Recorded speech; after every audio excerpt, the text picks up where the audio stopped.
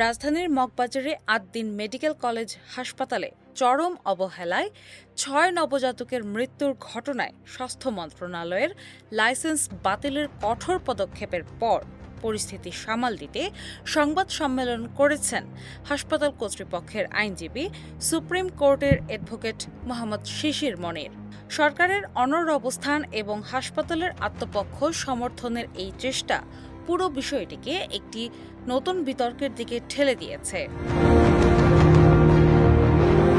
তদন্ত কমিটির প্রতিবেদনে উঠে এসেছে, একটি ছোট কক্ষে দীর্ঘ সময় এসি বন্ধ থাকায় অক্সিজেন স্বল্পতা ও কার্বন ডাই অক্সাইডের মাত্রা বেড়ে গিয়ে এই মর্মান্তিক প্রাণহানি ঘটে। এই ঘটনায় ১৯৮২ সালের অধ্যাদেশ লঙ্ঘনের দায়ে কেন লাইসেন্স বাতিল হবে না তার জবাব দেওয়ার ৭২ ঘণ্টার সময়সীমা রবিবার শেষ হতে চললেও এখনও পর্যন্ত হাসপাতালের কোনো আনুষ্ঠানিক উত্তর মেলেনি।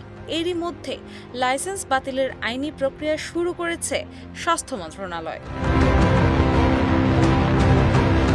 ঠিক এমন সংকটময় মুহূর্তে রাজধানীর তেজগাঁওয়ের একটি হোটেলে পরিবার এবং হাসপাতাল কর্তৃপক্ষ ব্যানারে সংবাদ সম্মেলন করেন আইনজীবী শিশির মনির এবং তার লিগ্যাল টিম। তিনি দাবি করেন, ভুক্তভোগী পরিবারগুলো হাসপাতালে সার্বিক চিকিৎসা সেবা বন্ধের পক্ষে নয়। তিনি স্পষ্ট করে বলেন, এবং ভিকটিম পরিবার এবং আদ্দিন হাসপাতাল একসাথে মনে করে যে এই ঘটনার জন্য হাসপাতাল যেন পরিপূর্ণভাবে ক্ষতিগ্রস্ত না হয় এবং পাশাপাশি কোনো আইনি ফি ছাড়া এবং কোনো আর্থিক সংশ্লিষ্টতা ছাড়াই তিনি উভয় পক্ষের পাশে দাঁড়িয়েছেন বলে দাবি করেন, যা মূলত হাসপাতালের উপর থেকে কঠোর শাস্তির চাপ কমানোর একটি কৌশলগত প্রয়াস বলে মনে করছেন বিশ্লেষকরা।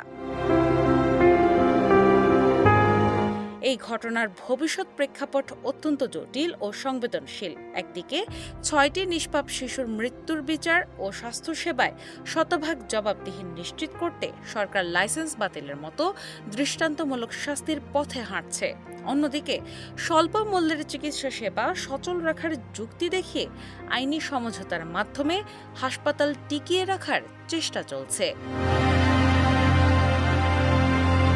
বাস্তবতা হলো, যদি শুধুমাত্র মানবিক সেবার দোহাই দিয়ে এই চরম প্রশাসনিক অবহেলাকে পার দেওয়া হয়, তবে তা দেশের চিকিৎসা খাতের জন্য একটি বিপজ্জনক নজির হয়ে থাকবে। আবার হাসপাতালটি সম্পূর্ণ বন্ধ হয়ে গেলে বহু সাধারণ মানুষ স্বল্প খরচের চিকিৎসা সেবা থেকে বঞ্চিত হবে। সবকিছুর ঊর্ধ্বে গিয়ে হাসপাতাল টিকিয়ে রাখার চেয়েও অপরাধীর দৃষ্টান্তমূলক শাস্তি ও জবাবদিহি নিশ্চিত করাই হবে এই মুহূর্তের সবচেয়ে বড় আইনি ও নৈতিক বাস্তবতা। দিনা ইসলাম, বাংলা বাজার পত্রিকা।